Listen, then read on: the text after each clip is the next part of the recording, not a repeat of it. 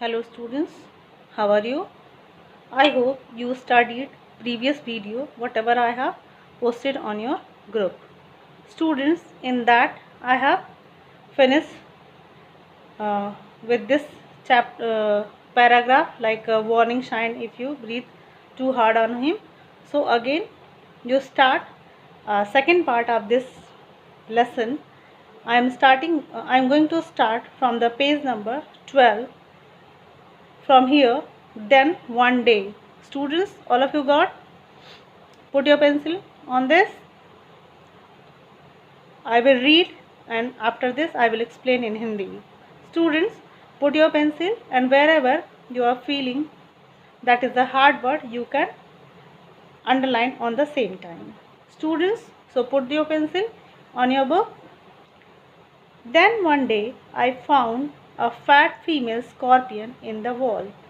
The writer was saying कि उस एक दिन उसको एक फीमेल स्कॉर्पियन यानी कि एक फीमेल बिच्छू उसको वॉल में दीवार में मिला. Wearing what at first glance appear to be a pale fawn fur coat. Wearing what a first glance यानी कि पहली ग्लांस मतलब झलक. पहली झलक में उसको ऐसे लगा कि जैसे कि उसने कुछ पीलापन लिए हुए कोई एक फ़र कोट, फ़र आपने जानते हो ना जो रोएदार कोट होती है, उस तरीके से उसको लगा, राइटर को लगा कि बिच्छू ने एक फ़र जैसा कुछ कोट पहन के रखा है, कुछ पीला हल्का पीला कलर का.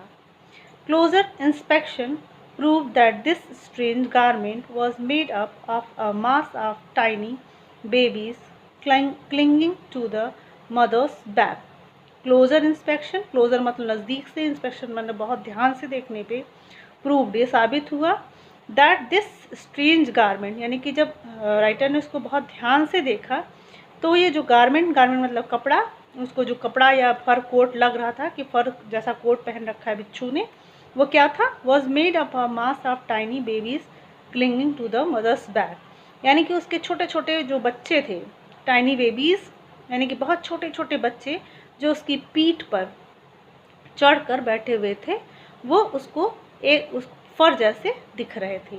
I was interrupted by his this family, और मैंने उसको इंटरप्टेड मतलब डिस्टर्ब कर दिया, उसको थोड़ा सा डिस्टर्ब कर दिया उस पूरे बिच्छू फैमिली को.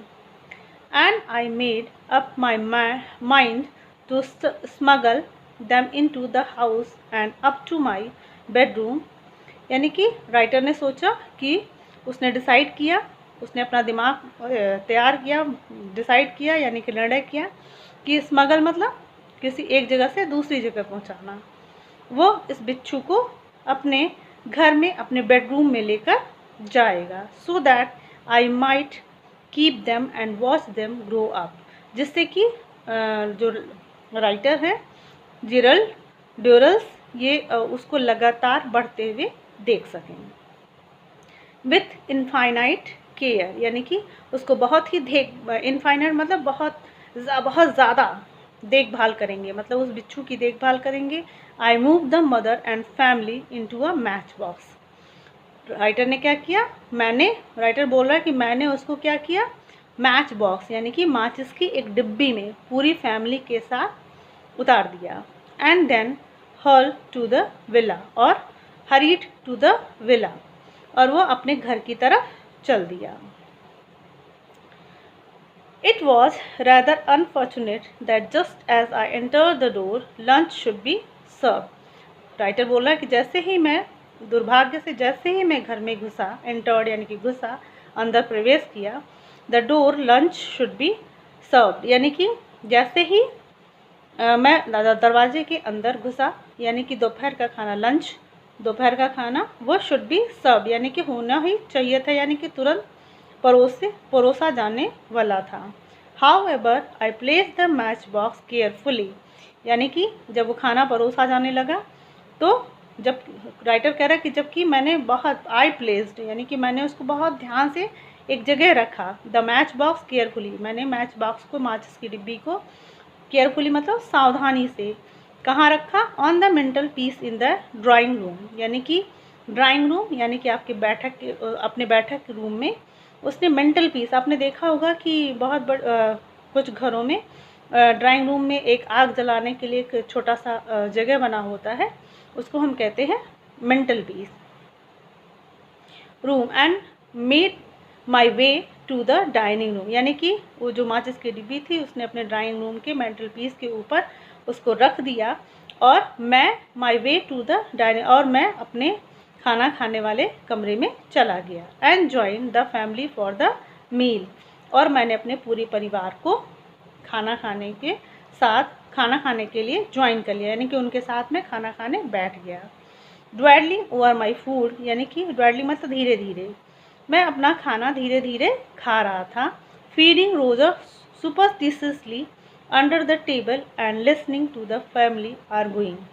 Roger is the writer, dog of a writer, यानी कि जो $0 हैं, उनका जो डॉग है उसका नाम है रोजर। वो जब ये लोग खाना खाते तो कहाँ बैठा रहता है? सुपरस्टिशियसली मतलब परंपरा के अनुसार, यानी कि रीति के अनुसार वो हमेशा जो डाइनिंग टेबल है उसके नीचे बैठा रहता है। और क्या बैठ कर क्या कर रहा था? फैमिली यानी कि परिवार के बीच में जो बात विवाद या बातचीत हो रही थी उसको सुन रहा था। I completely forgot about my exciting new capture, मैं पूरी तरीके से फॉरगॉट, कम्प्लीटली मतलब पूरी तरीके से, फॉरगॉट मैंने भूल गया, अबाउट माई एक्साइटिंग यानी कि जो उत्साहजनक मेरा न्यू कैप्चर था, जो नई खोज थी, मैं उसके बारे में बिल्कुल भी भूल गया। At last Larry having finished, Larry is a brother of a writer, have finished उसने अपना खाना ख़त्म कर लिया। फेस द सिगरेट, फेस मतलब लाना, सिगरेट मतलब सिगरेट आप जानते ही हो जो सिगरेट लोग पीते हैं। Face the cigarette from the drawing room, तो लारी ने अपना खाना ख़त्म किया और ड्राइंग रूम से जाकर सिगरेट लेकर आया। And lying back in his chair, और उस अपनी चेयर पर बैठ गया। He put on in his mouth, उसने उसको सिगरेट को अपने मुंह में रखा। And picked up the match box, और उसने जो मैच बॉक्स ड्राइंग रूम के मेंटल बॉक्स पे रखा था उस मैच बॉक्स को, यानी कि माचिस की डिब्बी को उठा लिया। ही हैड ब्रॉट, यानी कि जो वहाँ से वो उठा कर लाया था वो उसको ले आया वहाँ से, ड्राइंग रूम से। Oblivious that the end of my happy days was about to come, oblivious मतलब कि अनजान, मैं इस चीज़ से बिल्कुल भी अनजान कि मेरा that the end of my happy day, मेरे जो अच्छे दिन हैं वो अब वॉज अबाउट टू कम, ख़त्म होने को आ गए हैं, यानी कि जो मेरे मुझे बिल्कुल भी मुझे इस बात की जानकारी नहीं हुई या नहीं हो रही थी कि मेरे अब अच्छे दिन ख़त्म होने वाले हैं। I was my eldest brother interestedly at still talking loudly, he open the match box. I was my elder brother, मैं इस चीज़ से अनजान होकर सिर्फ अपने भाई को बहुत ही इंटरेस्टेडली मतलब बहुत ही ध्यानपूर्वक, बहुत ही रोचक तरीके से मैं उसको देखता रहा। स्टिल टॉकिंग लाउडली, जो कि अभी भी बहुत तेज, स्टिल मतलब अभी तक, टॉकिंग मतलब बात करना, लाउडली मतलब ज़ोर ज़ोर से, यानी कि जो अभी भी बहुत ज़ोर ज़ोर से बात कर रहा था। और बात करते ही ओपन द मैच बॉक्स, उसने माचिस को खोला। Now I insist to this day that the female scorpion mean no harm, तब से मैं मतलब उसी दिन से मुझे ये पता चल गया कि दैट द फीमेल स्कॉर्पियन, जो फीमेल यानी कि क्या कहते हैं, फीमेल यानी कि महिला या फीमेल वर्जन्स जो बिच्छू हैं वो किसी को भी नुकसान नहीं पहुंचाती हैं। She was nervous and a little annoyed at being shut up in a matchbox for so long, वो बहुत ही नर्वस थी, यानी कि बहुत ही घबराई हुई, नर्वस मतलब घबराना, एंड अ लिटिल अनॉयड थोड़ा सा गुस्सा, लिटिल मतलब थोड़ा, और अनॉयड मतलब गुस्सा होना, थोड़ी नाराज़ भी थी। Eight being shut up in a matchbox for so long, क्योंकि बहुत देर से उसको मैच बॉक्स में मैंने बंद कर दिया था। And so she seize the first opportunity to escape, और जैसे ही वो खुला, एंड सो शी सेज यानी कि जैसे ही उसको मौका मिला, द फर्स्ट अपॉर्चुनिटी वो टू एस्केप, जैसे ही उसको ये भाग्य से उसको ये मौका मिला, एस्केप मतलब वो छिपने के लिए भागना शुरू कर दी। She pulled herself out of the box, उसने अपने आप को बॉक्स से बाहर निकाला। विथ ग्रेट रैपिडिटी, यानी कि बहुत तेज़ी से वो मैच बॉक्स से निकली।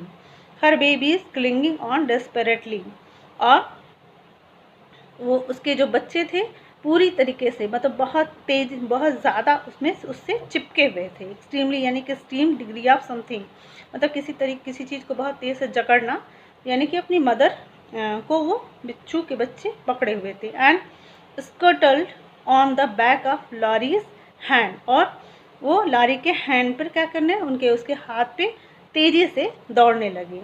दे are not quite certain what to do next, अब ये निश्चित नहीं था कि अब आगे क्या होने वाला है।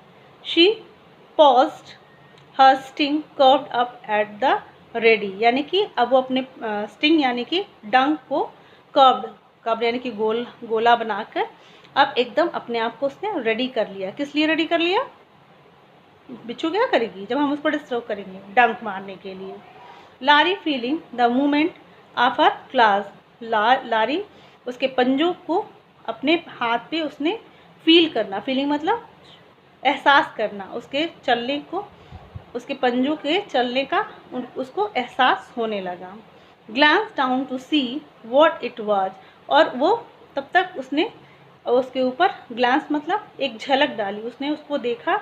Down to see what it was, उसको ये महसूस हुआ कि उसके हाथ पे कुछ चल रहा है। सो उसने उसको हाथ पे जब नज़र डाली, and from that moment things got increasingly confused, और जैसे ही उसको ये पता चला कि जो उस हाथ पे है, इससे क्या हो गया, बहुत तेज़ी से सारी कन्फ्यूज़न स्टार्ट हो गई।